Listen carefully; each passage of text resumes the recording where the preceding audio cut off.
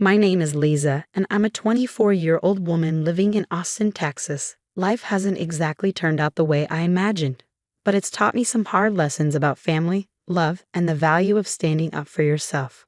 I married my husband, Cody, 3 years ago. Back then, I believed he was my partner in everything, a man who loved me for who I was and would always have my back.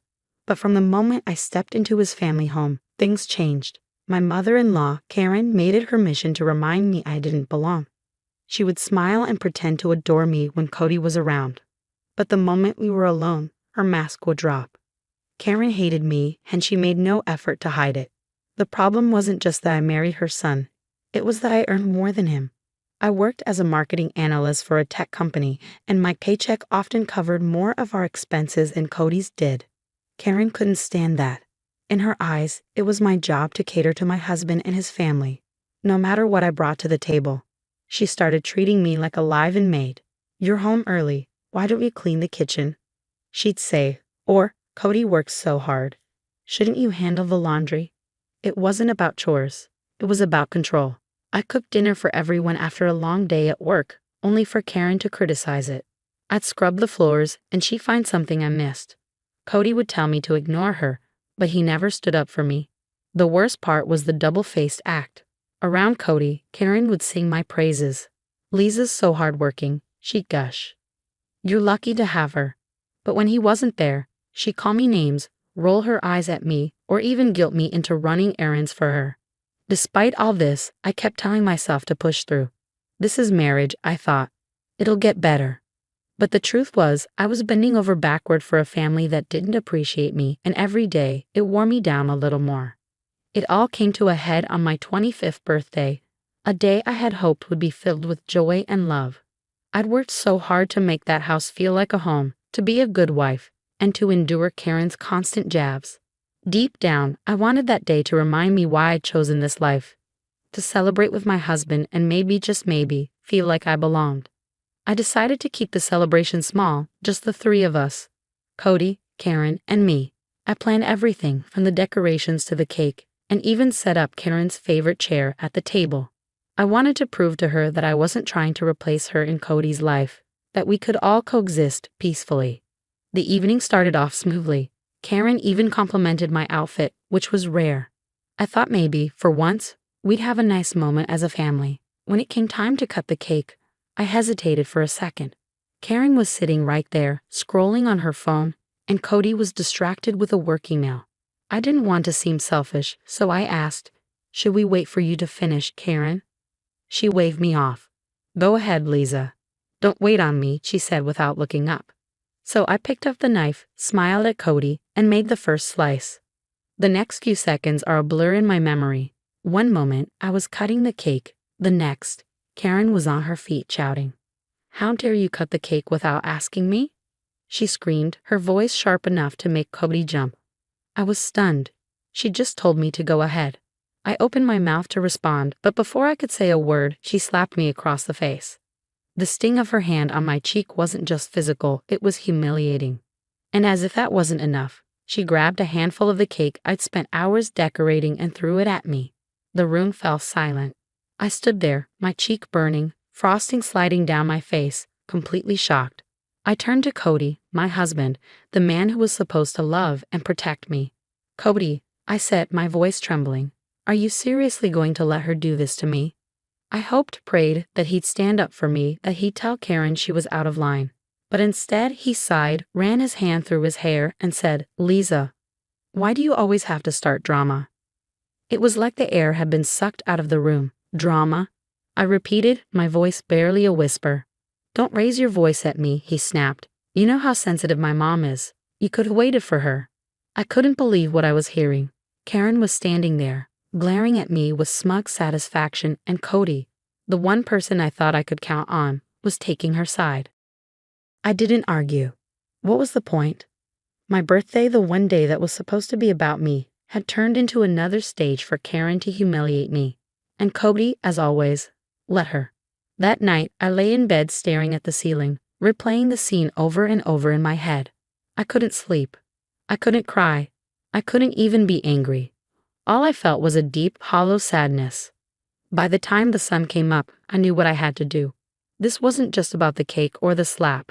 It was about the years of disrespect, the endless sacrifices, and the realization that neither Karen nor Cody would ever change. The next morning, I packed my things. I didn't make a scene. I didn't yell or demand explanations. I just left. I didn't even leave a note. For the first time in years, I chose myself. Leaving wasn't easy. For weeks after I walked out, I kept waiting for Cody to come after me, to call and apologize, to tell me he'd made a mistake. But all I got was silence. The first few days were the hardest. I rented a small apartment downtown and started piecing my life back together.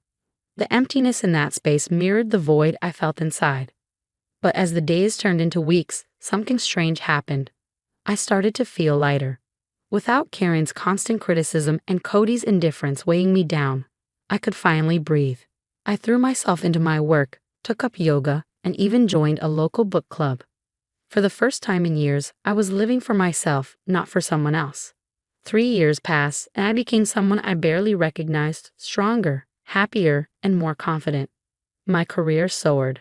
I made friends who felt more like family than Karen or Cody ever did. I stopped thinking about them altogether. That is, until one evening when my phone rang.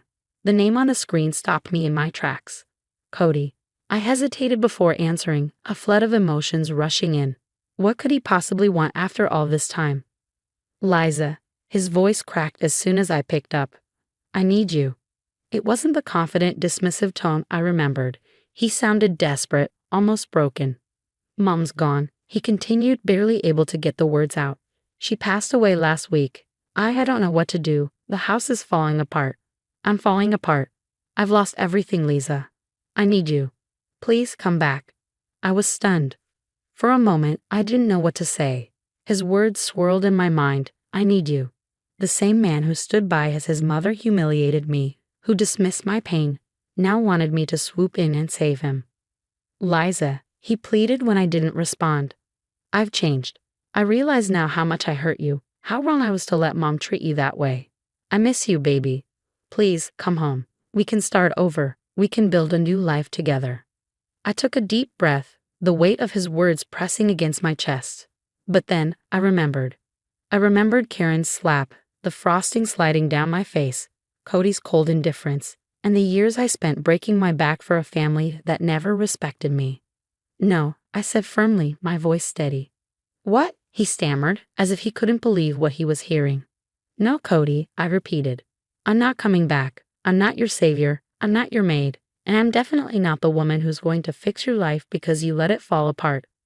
Liza, please. Do you remember the day you humiliated me on my birthday? When you sided with your mother instead of defending me, you made your choice, Cody. And now I'm making mine. There was a long pause. I could hear him breathing, could feel the weight of his silence.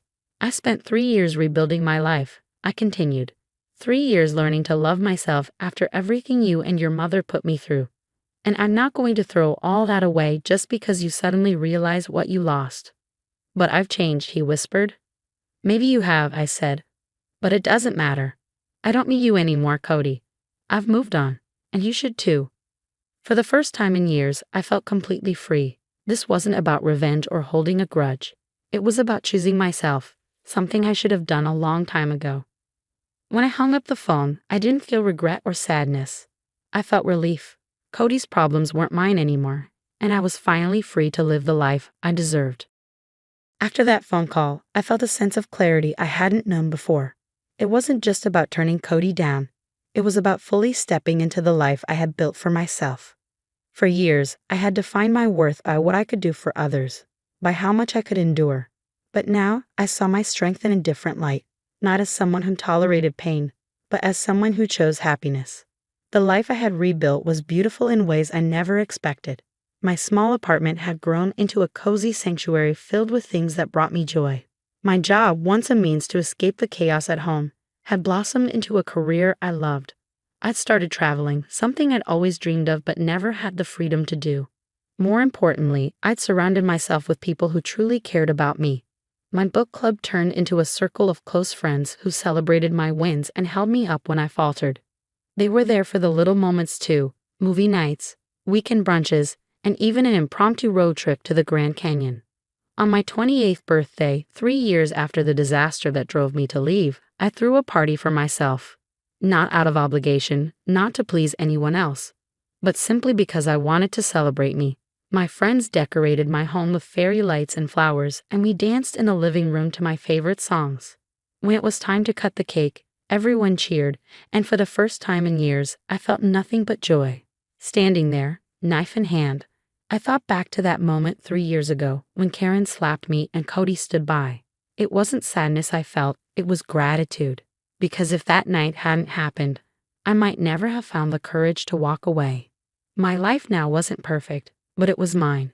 I learned to trust myself, to set boundaries, and to let go of people who didn't deserve a place in my heart. And for the first time in my life, I wasn't waiting for someone else to save me. As I looked around the room, at the friends who had become my family, at the life I had built from the ground up, I realized something. I didn't need Cody. I didn't need Karen. I didn't need anyone to complete me because I was already whole. And that was the greatest gift of all.